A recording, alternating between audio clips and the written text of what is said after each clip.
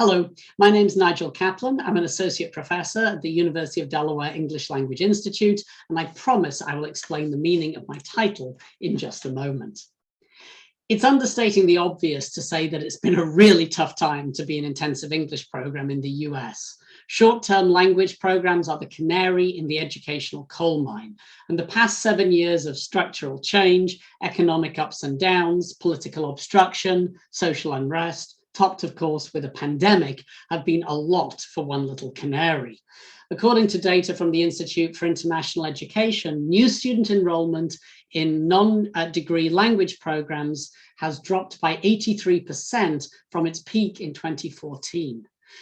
Don't adjust your Zoom screens. I promise the picture will get brighter as I go on. But I start with this bleak reminder because I really think that to be successful as an IEP today, we're going to have to be even more responsive than usual to our students' short and long-term needs. Bluntly, we need an answer to the students' questions, why should I come back? And you thought I was just going to talk about genre and bash the 5-paragraph essay, which I am. But I wanted to frame my contribution to this panel in a very pragmatic context. A context, of course, which could have changed between making this recording and the actual TESOL conference.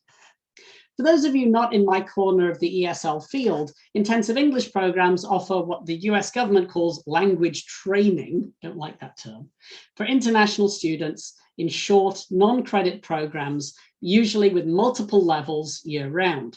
Many IEPs, like ours, are based in universities, and our English Language Institute is an academic unit of the University of Delaware.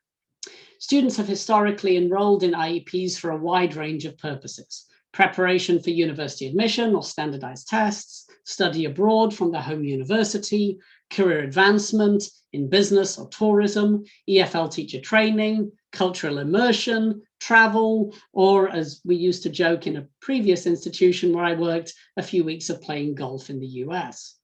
Add to that the fully online programs that we're now offering, and we quickly end up with classes of students with very different goals and aspirations as language users. All of the unmasked pictures on the screen, by the way, are of course pre-COVID, and all opinions I'm expressing today are entirely my own and not those of my university. And you'll see why I said that in a moment. What's bothered me for a while in our program, and I think in the IEP field in general, is this constant buzz around the word preparation. Our IEP, as I said, has multiple levels, between 6 and 10, depending on how you count them.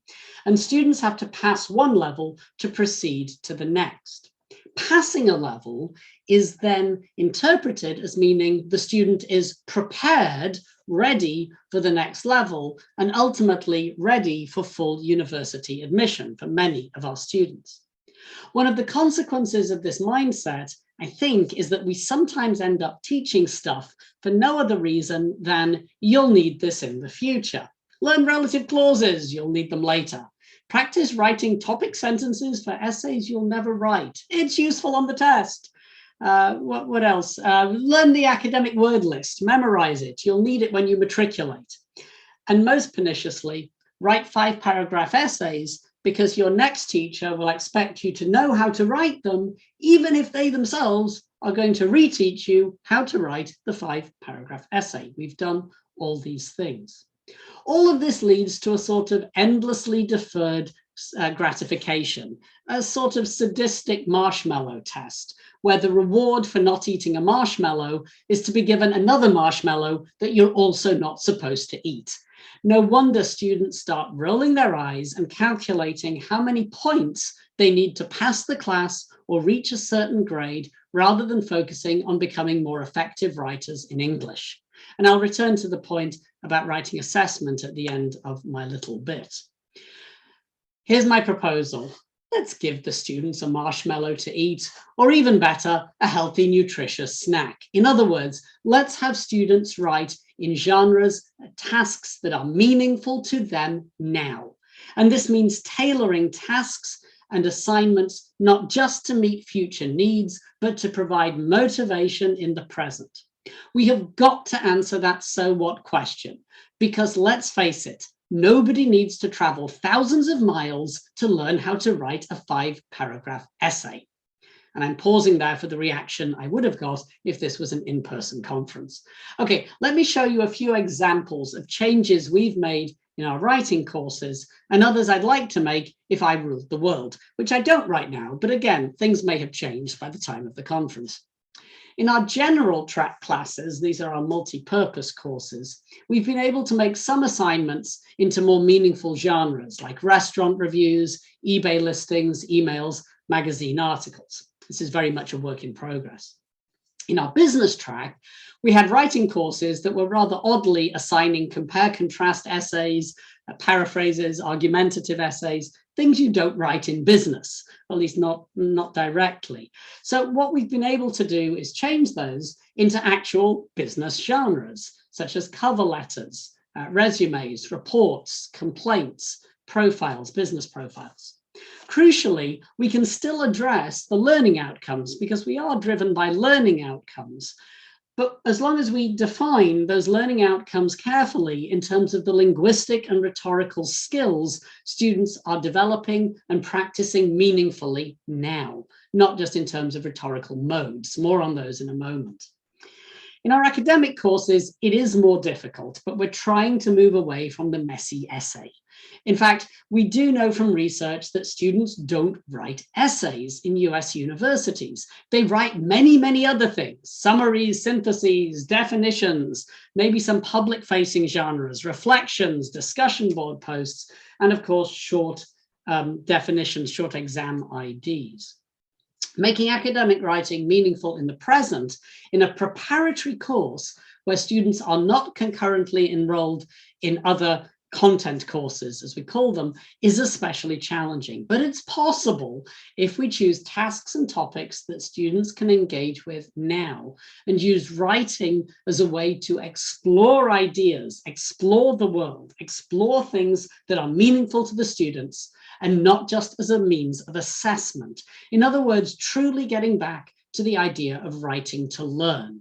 So this means writing about the same topic, perhaps a topic that we have traditionally considered out of range or uncomfortable in ESL, but to write about it in multiple texts, multiple short texts, preferably in different genres, with lots of opportunities to analyze texts, analyze genres, and practice the language that is functional in each genre. A useful way of thinking about academic writing in particular, but not only, is the idea of an embedded genre that I take from a recent article by Orkan that I strongly recommend. What this means is that we often find genres within genres. So a research paper has within it an argument, a description, a report, and a data commentary. Oh, also a summary, if you look at the abstract. One of the most frustrating myths that ESL writing textbooks and many curricula perpetuate is the idea that each rhetorical mode, narrative, description, exposition, and so on, is usually expressed in a hermetically sealed genre. Hence, we get the familiar litany of the descriptive essay, the compare-contrast essay, the argument essay, and their smaller siblings, the descriptive paragraph, the compare-contrast paragraph, etc., ad nauseam. And again, the justification for writing things that are so obviously contrived is that it's preparation for more complex genres later on, presumably tasks that students will have to figure out on their own because they're not actually taught in our books and EAP courses all too often. In reality, a lot of academic genres draw on multiple modes of writing, which Anne and I, in our recent textbook, call actions, the essential actions of writing. These are not modes, they're not things with predefined forms, they're writing practices, they're ways of getting stuff done in particular social contexts, as Anne discusses in her contribution to this panel. This is not to say that we can or should be assigning full-blown research papers or business case studies in IEPs. We rarely have the time or the expertise. But we can do more to show students how texts may draw on multiple actions or even be comprised of embedded genres. A good example of this is the data commentary, which you may be familiar with from Swales and Feek's academic writing for graduate students. You can find data commentaries in the wild, the Pew Research reports, for instance, but most of our students are not moonlighting as Pew researchers. However, many of them, especially our graduate students, will need to report and interpret data in the context of other more complex genres. Those are the underlying actions that I think we can teach in ways that are meaningful. So that might end up being embedded in an undergraduate lab report, a research paper, a dissertation, a case study, or a policy brief for our professionally oriented students. If we teach students to be flexible and not rigid and help them analyze tasks and genres for the actions, purposes, and embedded genres, that will actually serve as useful preparation. And not incidentally, it'll be engaging in the present. I'd like to tack away just in the last few moments and talk about the elephant in the room. I couldn't find a picture of an elephant in the room, but this is a moose in a Canadian classroom. And my elephant in the room, moose in the classroom, is assessment. Because I think a lot of the pressures I've talked about today are not driven by ill will or lack of knowledge on the part of teachers or even curriculum designers, but are actually driven by testing and assessment rather than teaching and learning. As teachers in IEPs, we're often concerned and even put under a lot of pressure to think about the impact of our grades on the next level. Will the students be ready? And determining whether students are prepared for the university, something I find increasingly difficult to determine.